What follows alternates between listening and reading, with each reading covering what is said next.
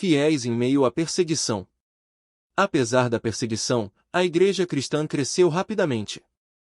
Fiéis proclamaram a palavra com poder, vidas foram transformadas e dezenas de milhares se converteram. Quais foram os desafios que a igreja do Novo Testamento enfrentou e como ocorreu seu crescimento? Atos 2, verso 41, 4, verso 4, 31, 5, verso 42 e 8, versos 1 a 8.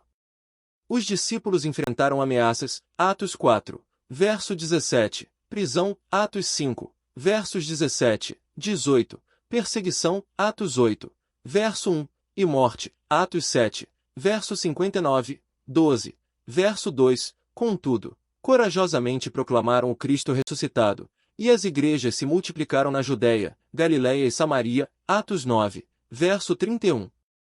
O inferno foi abalado. As amarras satânicas foram desfeitas. A superstição desmoronou-se diante do poder de Cristo ressuscitado. O Evangelho triunfou diante de probabilidades desanimadoras. Os discípulos já não se acovardavam no cenáculo. O medo foi embora como uma sombra que se desvanecia.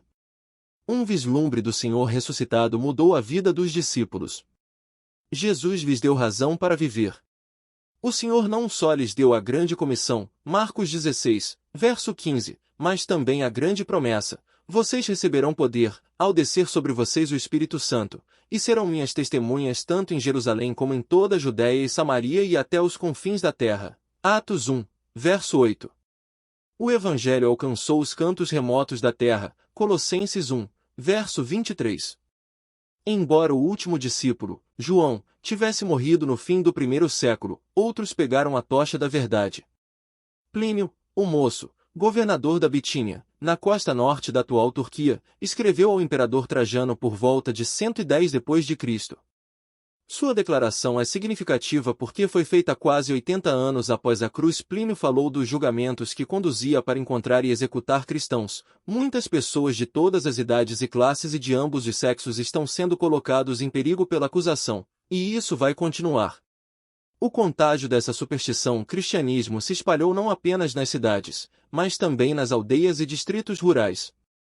O que a igreja do fim dos tempos pode aprender com a igreja primitiva? A perseguição que sobreveio à igreja de Jerusalém resultou em grande impulso para a pregação do Evangelho. O êxito havia acompanhado o ministério da palavra nesse lugar, e havia o perigo de que os discípulos se demorassem ali por muito tempo, despreocupados com relação à tarefa que haviam recebido do Salvador, ir a todo o mundo, esquecendo-se de que a melhor maneira de se obter força para resistir ao mal é por meio de trabalho árduo. Começaram a pensar que o mais importante era proteger a igreja de Jerusalém dos ataques do inimigo, em vez de instruir os novos conversos para levar o Evangelho aos que ainda não o conheciam. Corriam o risco de tomar um caminho que os levaria a se sentirem satisfeitos com o que já havia sido alcançado, com o objetivo de espalhar seus representantes por outras partes do mundo, de maneira que pudessem trabalhar por seus semelhantes. Deus permitiu que lhes sobreviesse a perseguição.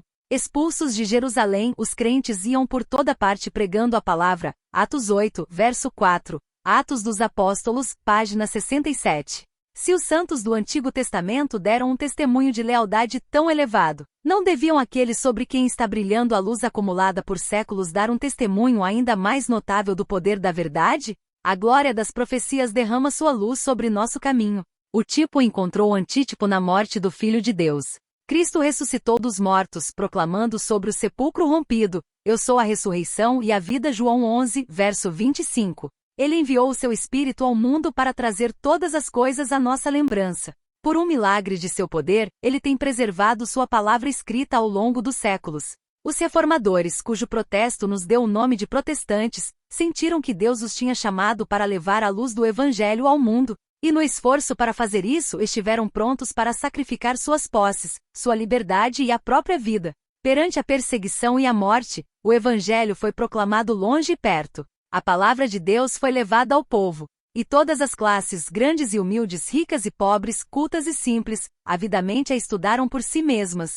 Somos nós, nesta batalha final do grande conflito, tão fiéis à nossa responsabilidade como os primeiros reformadores foram à sua? Profetas e Reis, página 365. A misteriosa providência que permite aos justos sofrerem perseguição das mãos dos ímpios tem sido causa de grandes dúvidas a muitos que são fracos na fé. Mas Deus deu suficientes evidências de seu amor, e não devemos duvidar de sua bondade por não compreendermos a atuação de sua providência. Prevendo as dúvidas que oprimiriam a alma dos discípulos nos dias de provação e trevas, o Salvador disse a eles: lembrem-se da palavra que eu disse a vocês: o servo não é maior do que seu senhor. Se perseguiram a mim, também perseguirão vocês. João 15, verso 20. Os que são chamados a suportar a tortura e o martírio estão simplesmente seguindo as pegadas do amado Filho de Deus. O Grande Conflito, página 36.